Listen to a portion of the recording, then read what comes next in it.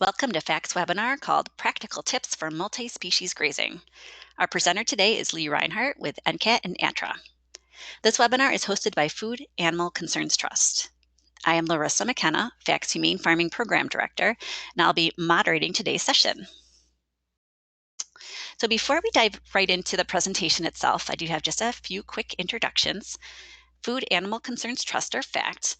We are a national nonprofit organization that is headquartered in Illinois. We promote the safe and humane production of meat, milk, and eggs. I direct FACT's Humane Farming Program, which provides a number of opportunities for livestock and poultry farmers. And this webinar is part of our Humane Farming webinar series. So please visit our website to learn all about more of our farmer services, including our upcoming webinars and our very popular Fund to Farmer grant program.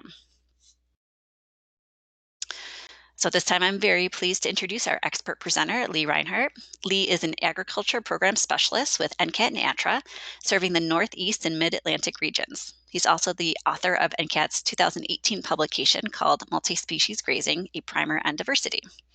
We're very lucky to have him with us to share his experience and expertise on this topic today.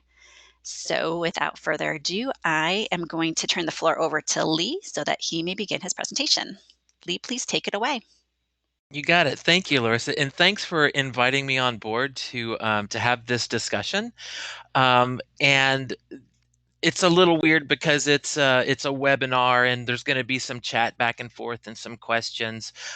We got a lot of questions beforehand when everybody registered. Gosh, I think we got about 70 questions or something. There's no way I can get through all of these, but I'm going to do my very best to cover some ground here and make sure that everybody's satisfied, and certainly answer some questions at the end of the presentation, and offer up my phone number and email for follow-up if there's things that you'd like to go on a deeper dive. So we'll do that. I'm going to assume that not everybody is familiar with NCAT, National Center for Appropriate Technology. We launched ATTRA Sustainable Agriculture back in 1987, and it's funded through a cooperative agreement with the USDA Rural Business Cooperative Service. So we're committed to providing high-value information and technical assistance to you guys, to farmers and ranchers and educators all over the country. We've got a headquarter in Butte, Montana, and we serve our clientele from regional offices in California, Texas, Arkansas, Mississippi, and my regional office, New Hampshire. So that's a little bit about NCAT. Let's see if I can get this thing to move forward. There it goes. Okay, so ATTRA provides technical assistance on a wide variety of agricultural topics, everything from livestock and pasture management to crop production. We talk about soils, pest management, organics, whatever. Farm business management and startup are some of our competencies. Our specialists, most of which are farmers themselves, have developed numerous educational tools, including web-based tutorials and podcasts, publications, and webinars like these. And all of them can be accessed from our website at attra.ncat.org. So that's a little bit about ATTRA. All right, so this is me. A little bit about me. I'm an agriculture program specialist with ATTRA, and I serve the Northeast and the Mid-Atlantic regions. And I write publications, and I provide technical assistance on sustainable agriculture, particularly with pasture ecology and grazing management. I'm a graduate of Texas A&M, and I've worked as a ranch manager in Texas and an extension educator in Texas and Montana, and worked with PCO in Pennsylvania for a while. And right now I live in my home in Northeast Pennsylvania, and I travel around to do workshops and such. And you can easily reach me at my email. It's not up there, but I'll make sure you have it. It's lee@ncat.org. And with that, the introductions are done, and we can get into the meat of what we're going to talk about today. So I like to kind of start this off with a quote from John Walker. John Walker is a range ecologist, and he's got a long history of conducting research on rangeland and grazing management. Over two decades ago, he wrote about multi-species grazing, and I love this. He says, the presence of multiple species of large herbivores is the typical condition of grassland and savanna ecosystems. And I really think this accurately sets the stage for our webinar today, where we take a look, a little deeper dive into some of the benefits and the concepts and some of the practical applications of grazing multiple species together. You know, I was taught in college that you plant one or two species of pasture forages, and then you graze them continuously with a single livestock species, usually on a single species of forage. And if you drive around the countryside, this is what you generally still see. You, I mean, just driving, you've all seen it. Closely grazed pastures with leggy tufts of mature stalks and, you know, less palatable plants, and livestock scattered over the area, selecting the newest growth and kind of bringing selection pressure to bear on these plants, causing the eventual demise of those best forages. But you know, this is changing. This whole paradigm is changing. There's been an interest in grazing multiple species together, either sequentially or at the same time. And in my travels, I've seen more producing adding diversity to their farms, not only by adding diverse pasture mixes and cover crops, and there's an awful lot of buzz about that with soil health, but with using multiple species of livestock. There's some good reasons for doing this, and we're going to discuss those during this webinar. So we're going to be covering a lot. It's heavy on concepts and ends up with some practical things that you can do to begin grazing multiple species on your farms. We'll be talking about the benefits, synergistic relationship between multiple species and the soil and the plants and the fencing, the predators, parasites, and even a little bit on how to stock pastures appropriately. So this on your screen is a picture of the publication that we have at ATTRA. The multi-species grazing primer on diversity publication. Much of this talk comes right from that publication and from the research that I did whenever I wrote it. And so we're going to make sure that you have a download for that, and you can go ahead and access that. That'll be some good follow-up reading for you with all the resources that it comes with. So let's get on to some more. So, why multi-species grazing? I'd like to go into a little bit of detail on some of the most compelling attributes of multi-species grazing. First of all, taking a big picture, it allows producers to achieve biological efficiency and biological efficiency of the grazing resources. Multi-species grazing takes full advantage of all the biodiversity that you have out there, exploits the selective grazing habits of different species of livestock, and uses all kinds of different forage species in the mix. In fact, a multitude of forage species in the pasture becomes even more stable under higher foraging pressure with two or more species of livestock. It becomes even more stable whenever you have multiple species grazing it. What this means is that up to a point, forage stability and resilience is increased when grazing pressure is increased with multiple species.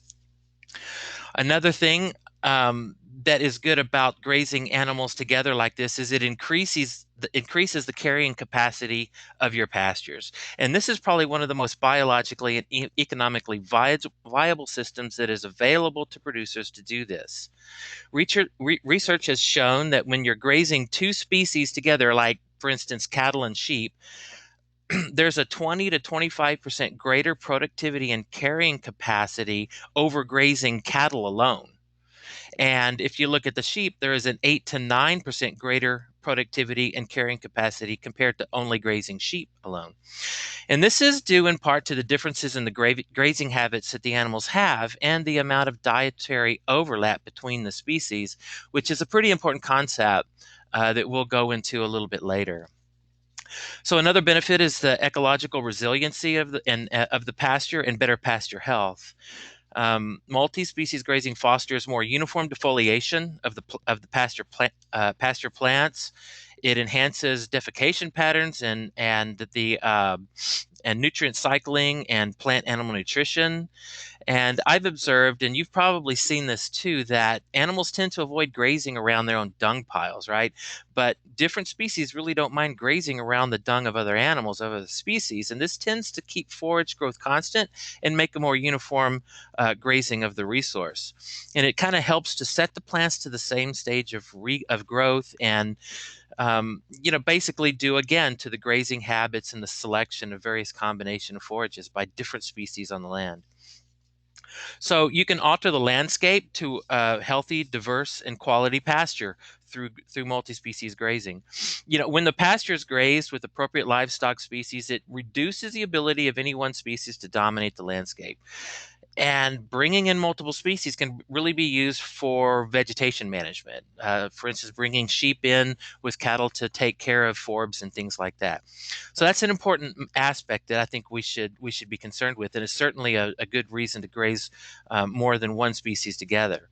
So good grazers understand that the growth habits of the weeds in the desirable plants, and they know what animals to graze on them. In this way, they're kind of target grazing, right? You're target grazing for vegetation management. All right, there's a lot of good aspects, and one of the other really important ones is parasite control. A lot of the questions that we got before the webinar, as I was looking through them, had to do with parasite control. Combined with an integrated parasite management plan, grazers can actually reduce parasite population through timing of grazing.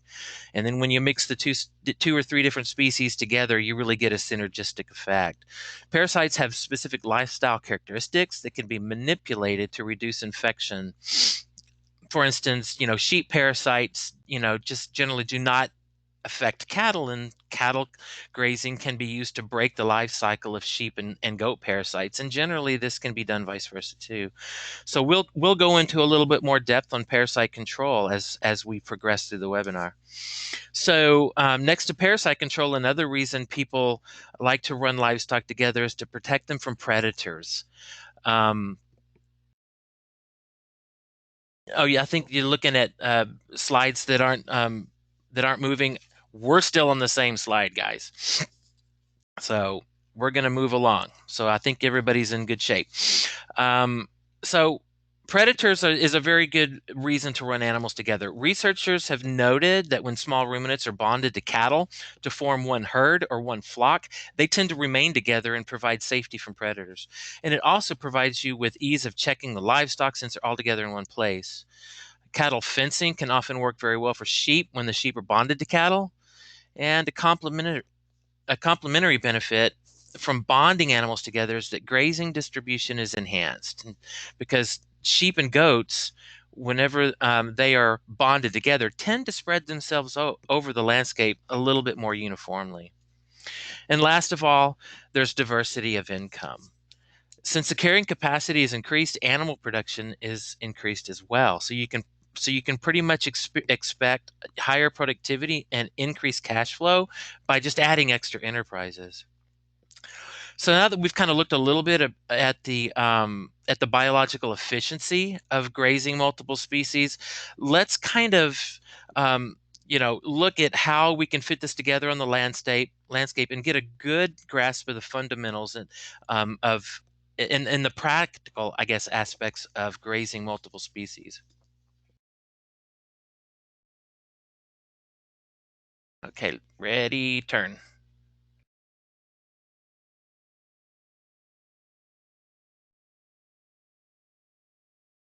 There we go. I'm going to go back one. Okay, everybody there?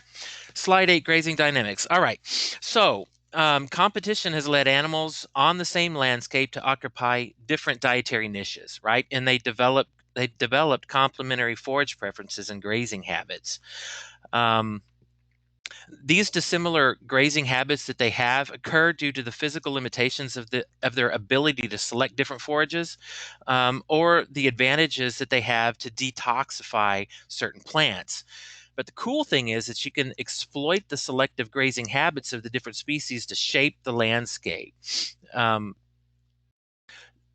so we're looking at like competition, we're looking at dissimilar grazing habits, and this whole idea of dietary overlap that really kind of work together. These are the forces and properties which kind of stimulate the biological activity that is going on the ground. Cattle diets generally consist of about 70% grass, 15% forbs, and 15% browse. And these animals as you know, wrap the grass around their tongue, and they kind of use a upward motion of their heads to rip it off, making tall grasses generally the natural choice for cattle. Now, if you look in contrast, the sheep diet is composed of roughly 50% grass, 30% forbs, and about 20% browse. So sheep are considered to be low nibblers, and so their nimble little mouth parts allow them to select the highest quality leaves within the pasture. Somebody asked what forbs are. Very good question. Forbs are generally what we would call weeds or broadleaves. Anything that is not a grass and that is not a woody species like brush or trees. So plantain or dock or any of the other broadleaf plants that are out there are forbs. Good question. Thanks for asking for that clarification. So we all know that goats are browsers, and by browse, of course, I mean they like to eat woody material and trees and shrubs. So they're high nibblers, and they can metabolize tannin-rich plants, and they can reach really high into the canopy and select the leaves and the small woody material. Their diet is roughly 30% grass, 10% forbs, and 60% browse. So there's some notable differences in the diet choices among the species, but there's also some overlap. This concept of overlap, which I've been kind of mentioning before, is a very important consideration whenever we start thinking about stocking the pastures. Okay, so as I mentioned earlier, you should select animal combinations on the pasture based upon the plant species that are present. So, for example, let's assume that you have a grassy pasture, like the graph here on the screen. And this grassy pasture is comprised of about 65% grass, 20% forbs, and 20% browse. What livestock species would be best on this pasture? So you kind of look at the graph, and given that the cattle are predominantly grazers, grass eaters predominantly, and sheep are intermediate grazers, these two species are likely the best match for this pasture. Notice in the diagram how the diets of both cattle and sheep roughly overlap with the pasture resource.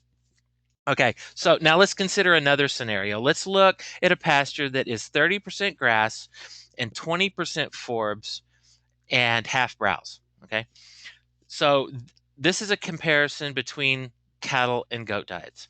In this scenario, the goat diet matches the pasture much better than the cattle. The cattle could be grazed with the goats on this pasture and would put more pressure on the grass than the goats would, while the goats would munch on the browse. But care should be taken in this type of situation to ensure that the cattle don't overgraze the grass. This highlights the necessity of a good grazing and monitoring plan to ensure that the pasture, of course, is like not overgrazed and you don't have any one species decline. Competition, again, is for resources is the main engine that drives the dynamics of multiple grazing species. Cattle or sheep alone in a single herd graze similar plants and can, if not managed properly, drive plant succession towards less undesirable forages. So, because the competition for similar forages is greater among the same types of animals than it is among different types of animals, multi-species grazing reduces competition for specific forages and it distributes defoliation, grazing of the forage species more uniformly. And this basically, as we know, can result in a healthier and a much more diverse pasture. So Nat asked, can you explain the difference between forb and browse here? Yeah, forbs, of course, are the broadleaf weeds, and the browse, those are the woody materials. Those are the brush, the shrubs, the trees, and the things that you might see in your pasture. So now let's talk. As soon as my slide gets to the next one.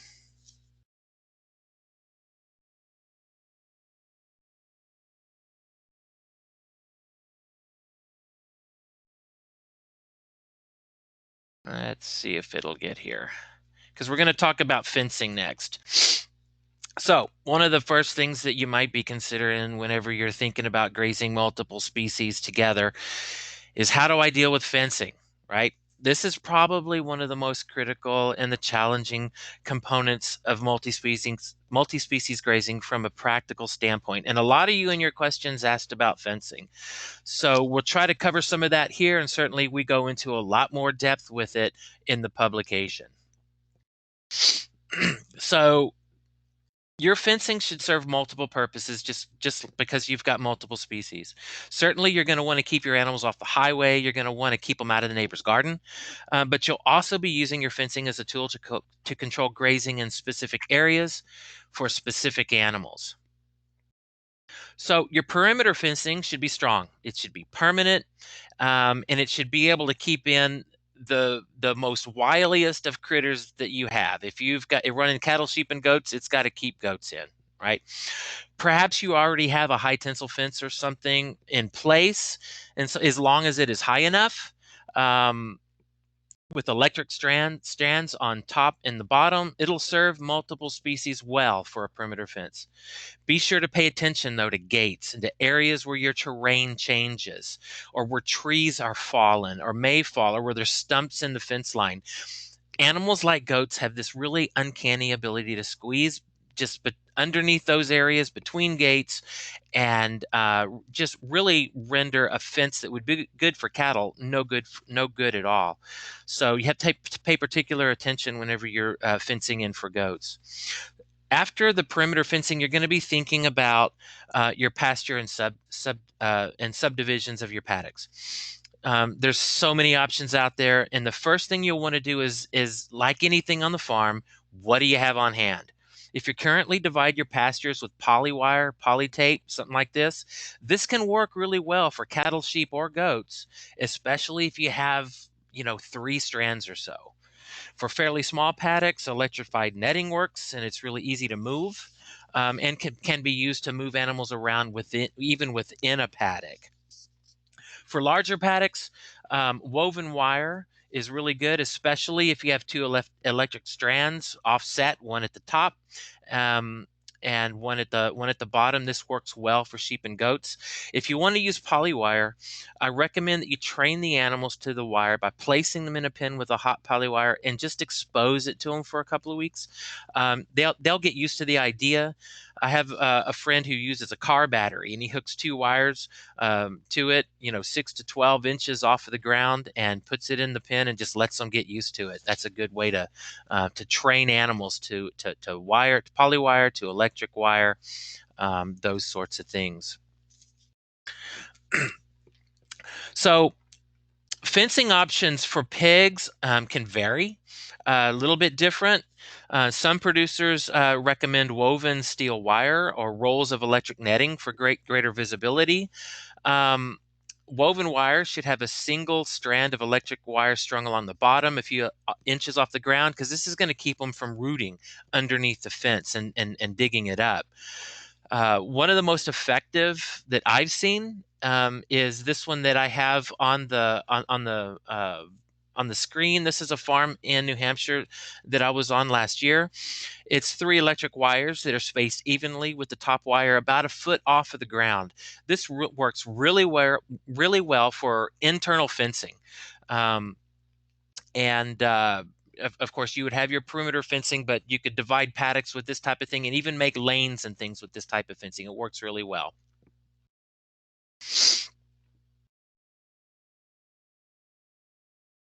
Okay, so now let's go on to working facilities. A well-designed handling system is all about animal welfare. It's about ease of movement, and most importantly, really, it's about efficient and safe operation by you, the handler. It's important to consider the components of a handling system whenever you're bringing in more than one species. A handling facility is usually constructed to accommodate a particular class. It kind of complicates it whenever you add more than one, because chutes and restraining systems are different for various animals. I mean, take a look here at the chute system for sheep here on the screen. Very different than what you'd have for cattle. But if you've got a combined herd of, say, cattle and sheep or goats, a single system could be used to take care of both species if you have a single trap or a holding pen that would provide access to kind of two separate chute or restraint systems. In the picture in black is my colleague. That's Linda Coffey. She's pictured with Ann Wells, a veterinarian. She is a sheep producer in Arkansas, and she's a colleague of mine and is really knowledgeable when it comes to sheep and goat production. She runs about 50 head to 100 head of sheep and does fine with a handling system that kind of lets her sort in several directions. It holds a small number of animals in a pen and allows her to get in there with a paint stick to mark the animals. It's really cheap. She had just had to be thoughtful in designing her pens. She will tell you that you don't have to have an elaborate facility for small animals. If you already have a cattle facility and are thinking about running a few sheep or goats, you can easily designate a section to handle them. Think about the animal behavior and use their natural desire to congregate in your favor whenever you're developing your pens and your handling system. But if you're going to have a large herd or a large flock, you should go into a little bit, more and look at the building efficiency that is designed to handle large numbers, such as the sheep chute here that I have on the screen. Okay, as it changes to the next one.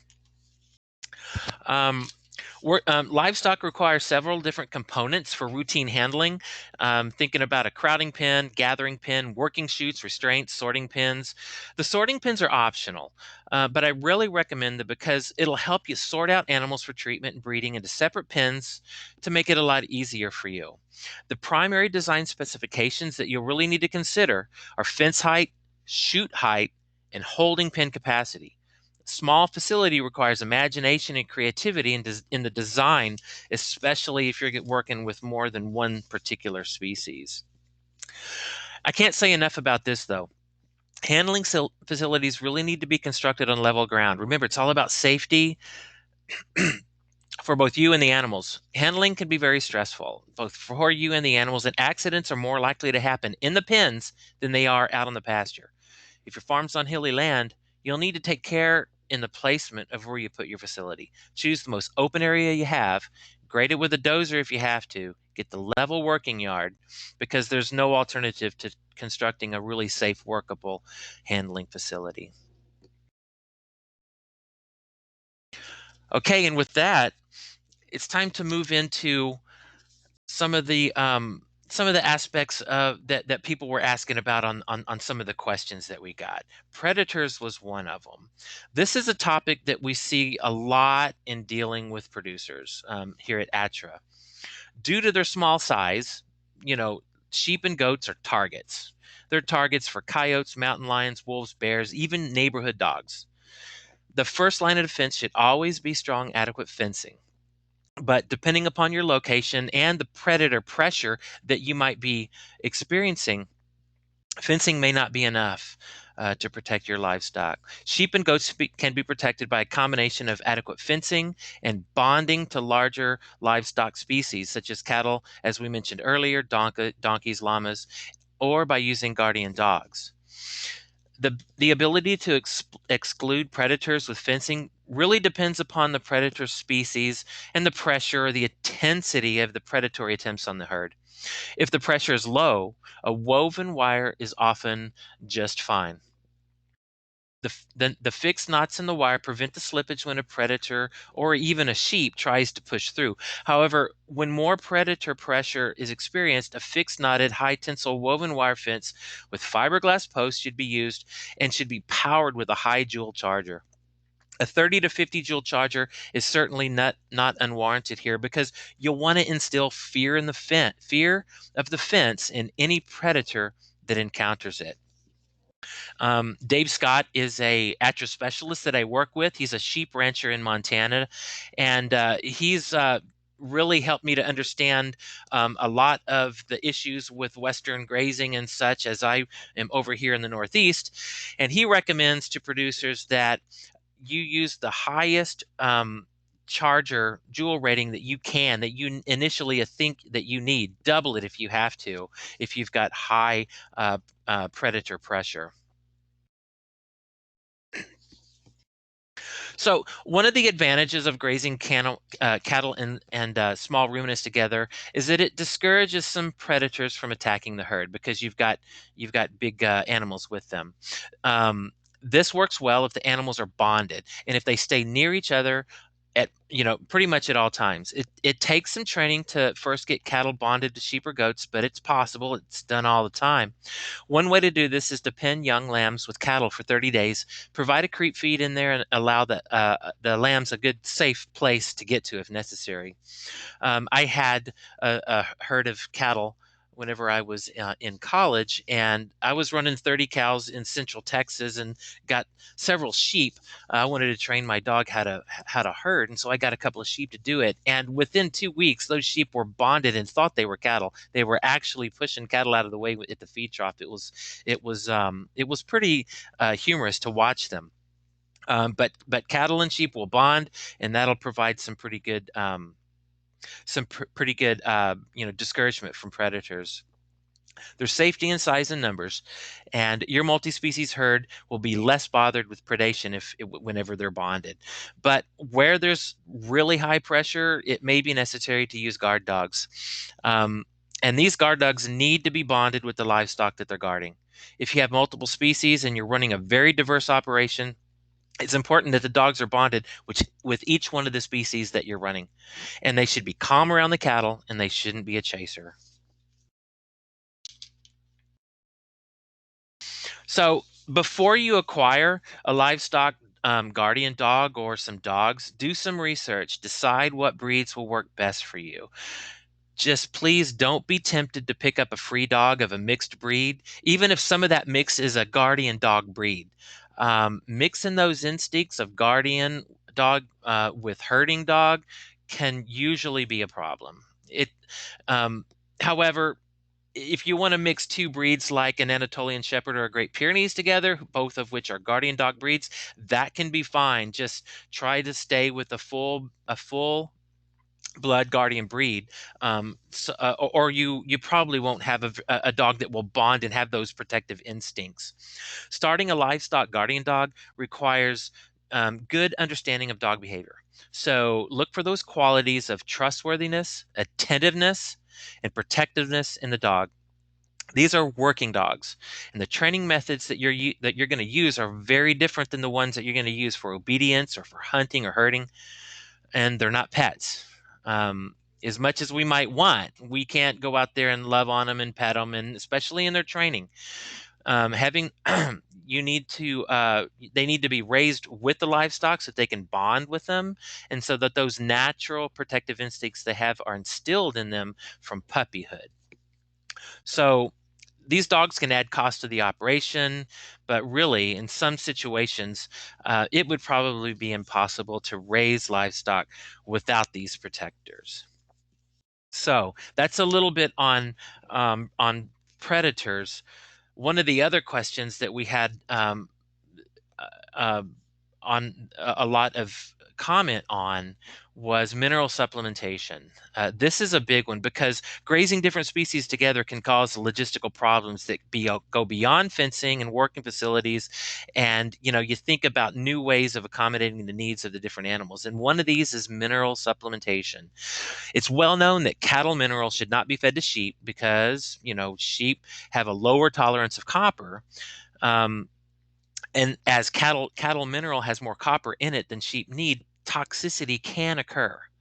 But even though sheep require less copper, they still need it in their diets. So don't forego mineral for the sheep just because you're worried about copper toxicity.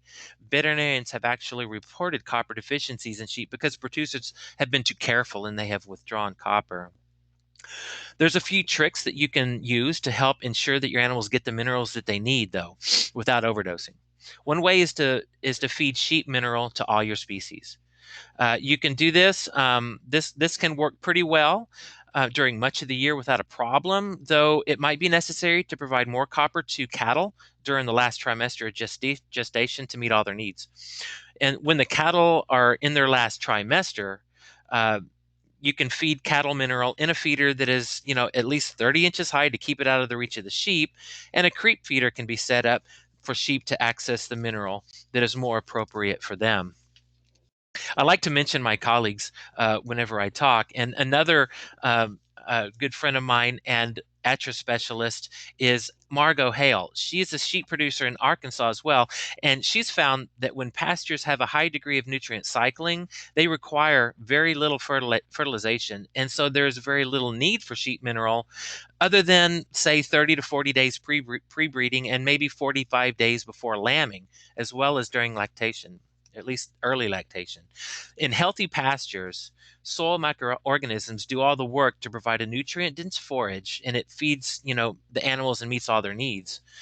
There's a lot of holistic grazers out there, and many of you might know Gabe Brown, who grazes livestock on cover crops as part of this rotation. And he no longer feeds cattle mineral when he's grazing his pastures. Instead, he's relying on diversity and nutrient cycling and soil health to provide for all of his animals' needs. If you use a leader follower method where cattle and sheep are on different pastures and you're grazing successfully, this can be one of the easiest ways to do it because you can just use portable feeders and provide each species their customized minerals. If your operation includes cattle and goats but not sheep, you can just simply offer a good cattle mineral to both. Another method is to provide copper oxide boluses for sheep and goats. And we'll talk a little bit about this later, but this provides mineral, but it also helps with parasite control. So there's one thing though about using manures. This can have an effect on your pasture fertility and your mineral supplementation. Some people fertilize with poultry litter and with swine manure on their livestock farms. If you have sheep, you've got to be careful with this practice because poultry litter and swine manure tend to have higher concentrations of copper than do cattle manure. So test your soils, test the forages, and learn about the nutrient and mineral status of your pastures. In some regions of the country, forages are actually copper deficient, even with poultry litter being used. So it's, just because poultry litter is used doesn't really mean anything. It's a great idea to work with a nutritionist and to get soil tests and forage tests on your pastures. So with that, let's talk a little bit about parasites. Another issue that people look at whenever they really want to think about moving to a multi-species situation. One of the most notable benefits of multi-species grazing is its effect on parasite management. But one of the cool things about grazing species together is that cattle will consume larvae such as barber pole worm. And this worm only affects sheep and goats. And because the worm is incompatible with the cattle, the worms will die whenever the cattle ingest them. The same thing happens whenever small ruminants consume parasites that are indigenous to cattle. Because of this parasite larval incompatibility between the species, cattle can be grazed after or with small ruminants to reduce the incidence of larval infection. And managing the sward height as well, in other words, the height of your pastures, the height of the grass and the forbs in the pastures, is a key element in controlling internal parasites. As the worm larvae emerge from the eggs in the ground, they travel up the leaves of the blades of the grasses and they position themselves right in the way of the grazing animal as it eats. Really convenient. But they usually don't climb higher than about 4 inches. So as long as you keep grazing to the top leaves of the pasture sward, the height of the pasture, and move the animals before they graze too low, you can significantly reduce the infection and the instance of infection. Try to maintain a residual of at least 6 inches after grazing. Also, give the paddocks a nice long recovery period. This is not only good for pasture health and resiliency, but it also allows the parasites to die off in the pasture before they can be consumed by a grazing animal. Use about a 40-day recovery period in, at the very least, in those pastures that you know to be infected with parasite larvae. In addition, you can use a shorter grazing period. This benefits the pasture health because plants begin to regrow at around 3 or 4 days after they've been grazed. But it also works to break the parasite's life cycle. By moving the animals off a pasture before day 4, you've effectively moved them before the larvae are able to move up into the grass and to be consumed by the animals.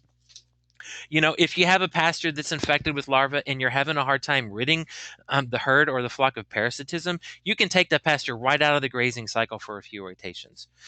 You can rest that infected pasture for 6 weeks in a hot summer, take the forage off at hay. At about 4 weeks, then rest it for another 2 weeks. After this, the parasite's life cycle should be broken, and you should be able to continue grazing as usual. There's so much we could talk about uh, when it comes to parasite management. I think I'm going to refer to the multi-species grazing publication that goes into a lot more detail and has got some good resources and references that you can follow up on.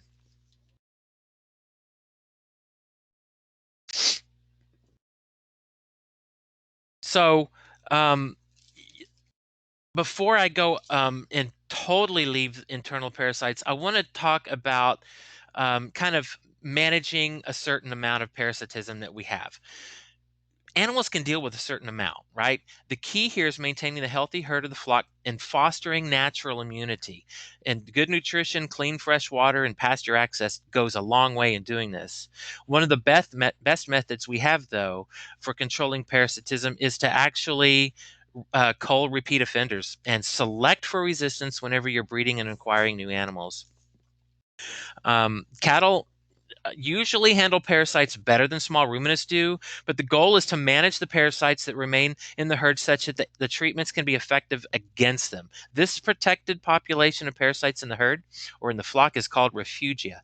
This is the population of parasites that remains relatively unexposed to dewormers through strategic dewormer treatment of only sick animals, which reduces the incidence of dewormer resistance. It makes your dewormers a little bit more useful in the future.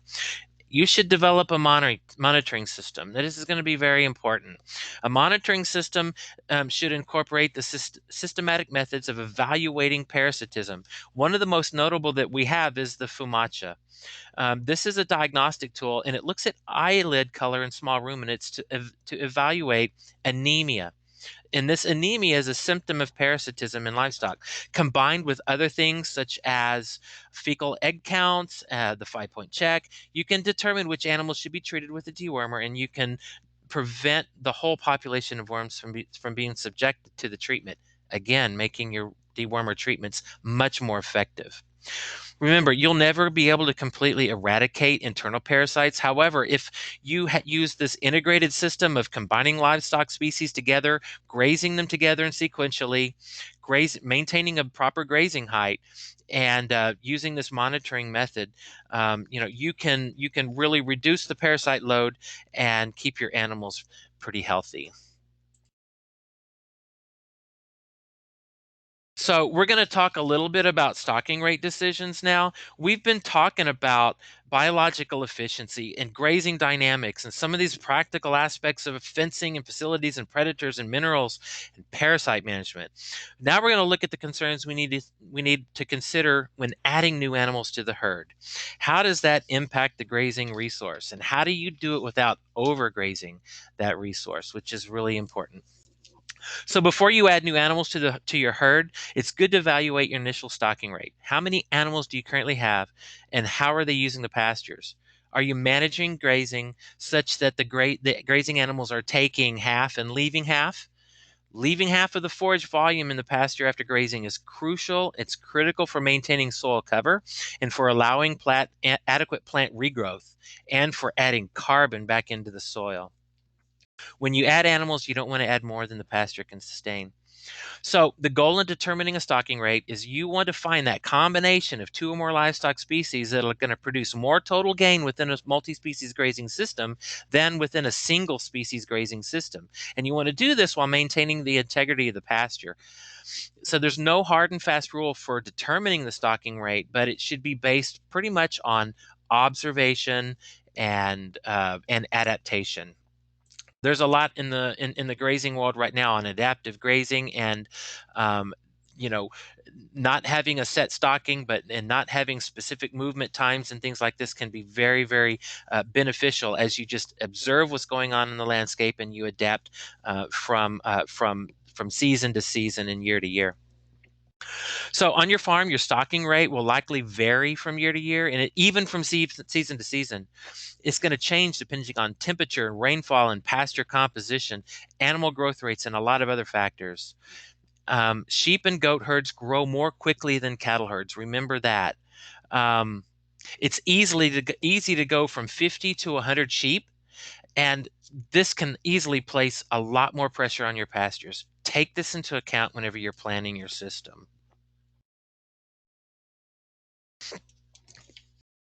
Generally, you'll want to stock about one ewe to one cow is what you're going to want to do. Um, you can do that without adjusting your stocking rate at all. Right. This is because cattle and small ruminants don't always go after the same forages. It brings up the concept of dietary overlap.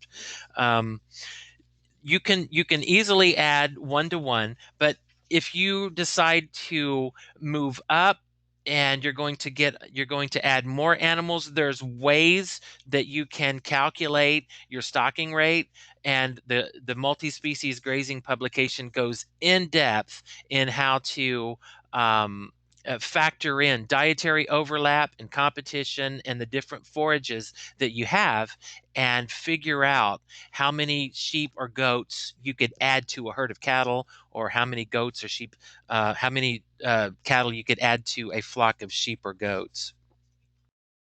So it is 3:20 and we are rocketing along. And what I'd like to do is I'd like to cover um, a little bit about pigs and poultry.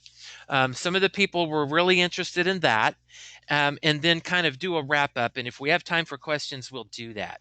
I haven't covered pigs and poultry much yet in this webinar, due mainly to time constraints.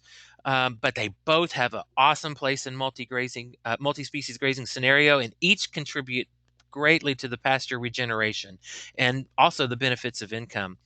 Pigs on pasture are going to be seeking high quality vegetation, but they're going to get most of their nutrition from grains due to their high energy and protein needs. The biggest impact they can have on pasture is from their manure and from their rooting activity. They work really well following sheep and cattle. They can help renovate old, worn out pastures, but maintaining adequate ground cover is a challenge for pastured swine producers. And if not managed well, they can strip it bare and turn it into a moonscape. So the best way to do this is to provide a varied pasture mix of diverse forages, legumes, grasses, and stock the pigs appropriately with about 15 to 20 pigs or 4 to 7 sows per acre. Um, I wish I could go into depth on the types of pasture mixes. Email me, call me. We can have a lengthy discussion on that, because we've got a lot to say about that with limited time. Rotate these pastures. Make sure you have adequate time for regrowth. Give them space to wallow, and make sure you provide enough energy supplementation. And when it comes to poultry, they're seed eaters. Remember, these guys are seed eaters, but they'll pick green stuff, they'll pick the insects, and they're particularly good at decimating fly larvae and manure patties. Consider these species in rotation with large livestock. You can run them following cattle and sheep, probably about 2 days to 5 days after large livestock have left the pasture is whenever the parasite population of larvae start to emerge from the eggs. That is the time to send those guys in there and to let them do their job. One person asked, is it, how many chickens is beneficial? Well, there's been no studies that I've seen on how many chickens you need to reduce the parasite loads in sheep and cows. But there's a lot of anecdotal experience from producers. Really, what I see is this is a function of density and the area that the poultry are going to cover. For instance, if you have an egg mobile and 75 to 100 chickens, following 3 to 5 days after the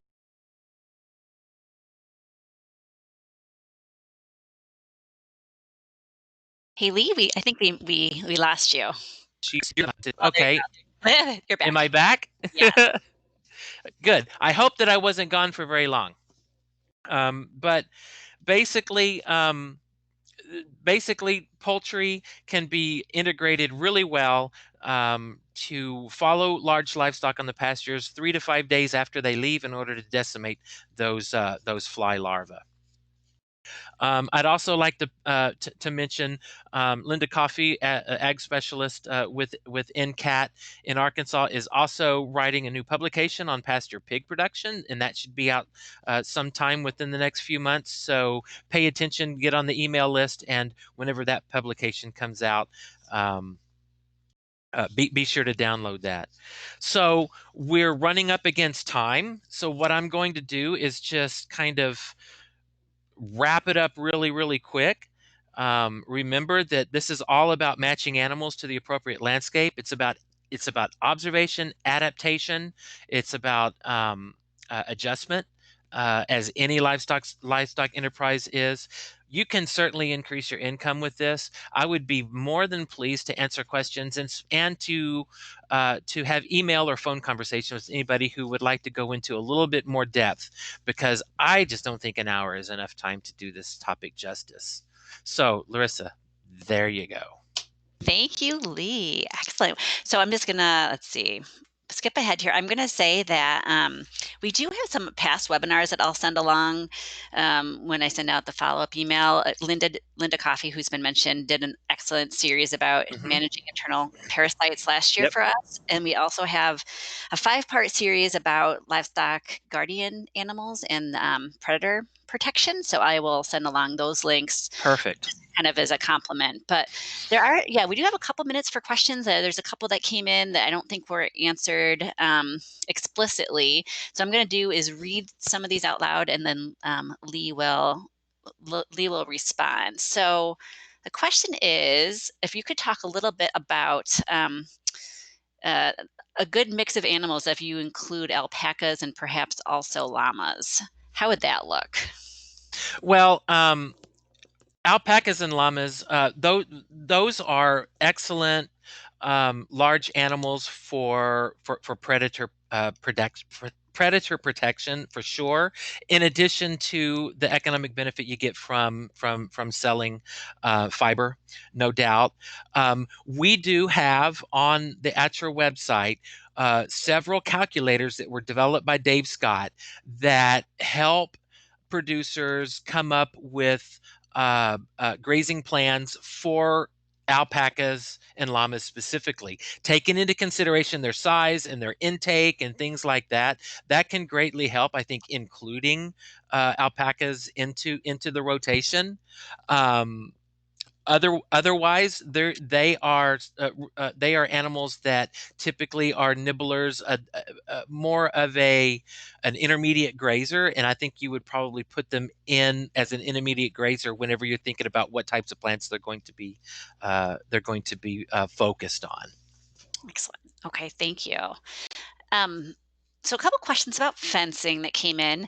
Someone's asking, with low electric wires, how do you keep the grass off during the growing season?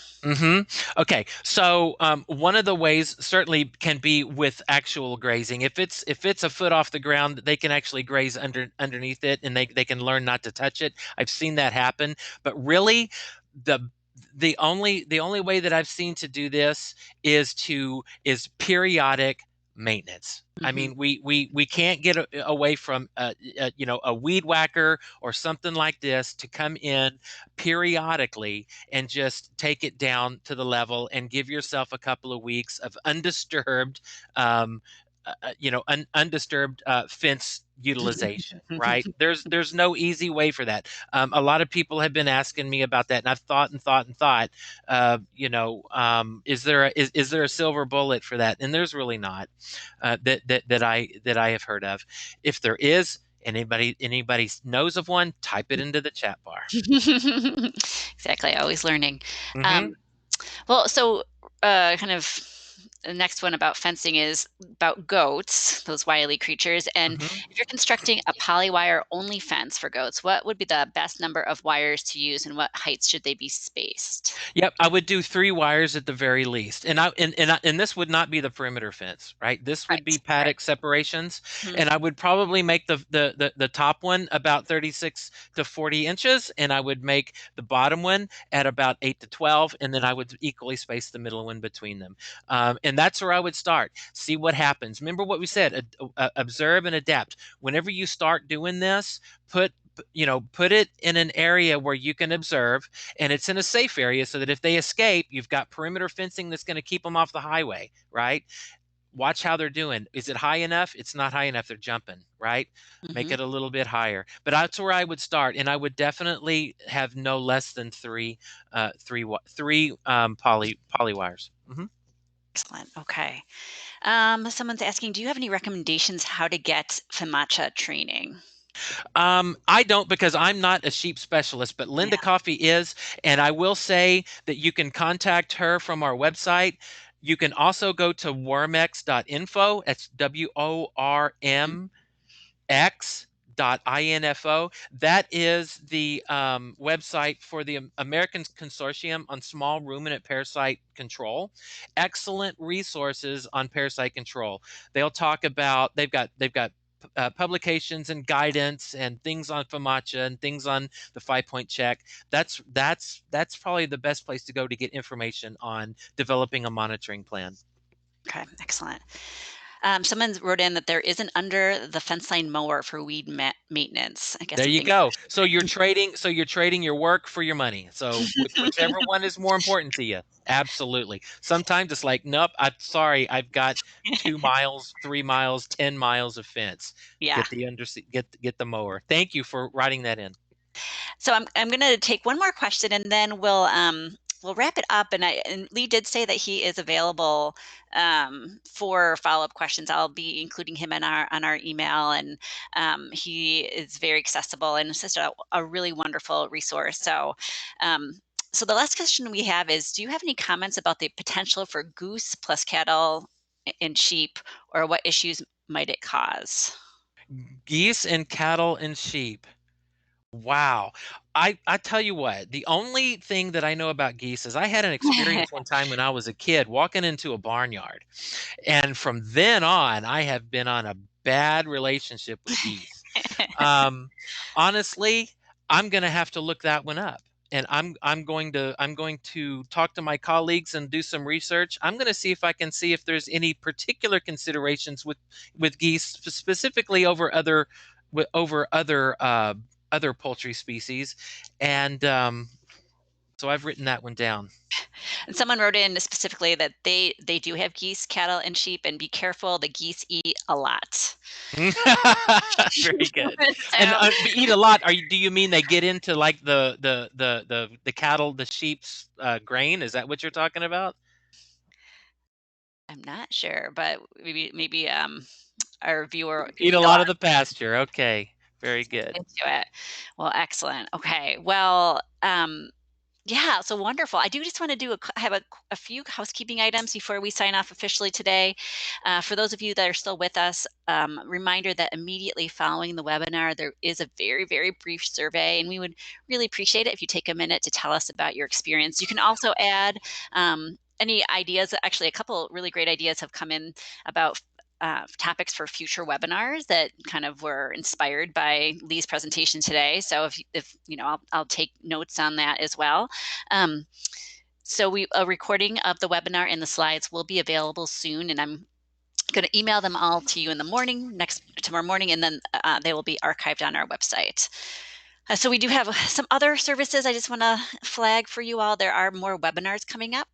You can join us for one or more than one. We are currently accepting applications for our Fund a Farmer grants and our Humane Farming Mentorship Program. So I will include links to the webinars, the grants, and information about the mentorship program in my follow-up email. Lee, do you have any parting thoughts before I close the No, webinar? I just want to thank everybody for attending, and I'm glad that it kind of turned out to be a bit of a conversation. I'm glad that some people had some answers. That's awesome because conversations really work best. Um, my email is there on the screen. Feel free to zip me a line.